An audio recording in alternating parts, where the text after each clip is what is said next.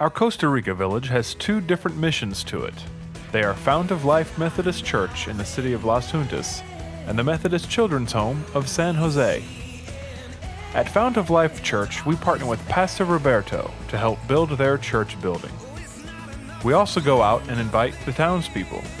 We encourage, and we do everything we can to help people experience and share God's love. We are in constant contact with Pastor Roberto, discussing plans and sharing ministry strategies. Adult groups take a mission trip here twice a year, and youths do once a year. The San Jose Methodist Children's Home is led by missionaries Ray and Lydia Zirkle.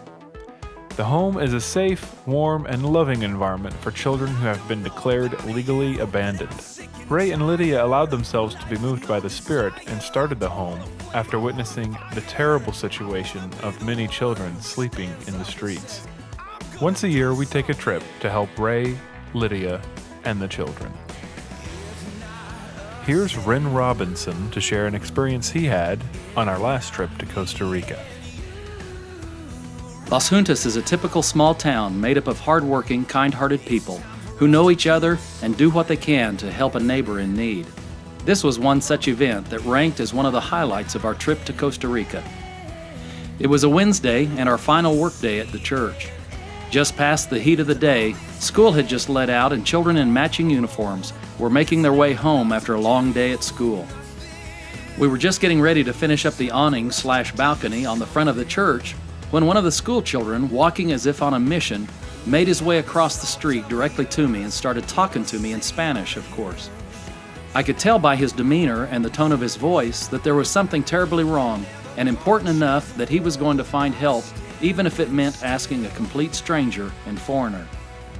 I immediately beckoned Carlos over to interpret and discovered that the young boy had dropped his glasses in the irrigation trough running along the street, and they had hung up in a culvert. It became the cause of the day as the community and us foreigners put our collective minds together to retrieve the glasses. After several creative but failed attempts, the fire department showed up with the big hoses and freed the glasses, returning them to their rightful place in the hands of one persistent and very grateful owner. Our next trip to Costa Rica is scheduled May 24th through the 30th. On this trip, we'll be working on the next building for the children's home, visiting other churches in the area, and putting on a VBS program. We always make time for a little bit of fun, and so while we're there, we'll either be visiting a volcano, a rainforest zoo, do some zip lining, or some white water rafting. We would like to see the number of people going on these trips grow. So please, if you're interested, contact Reverend Armando Alvarado.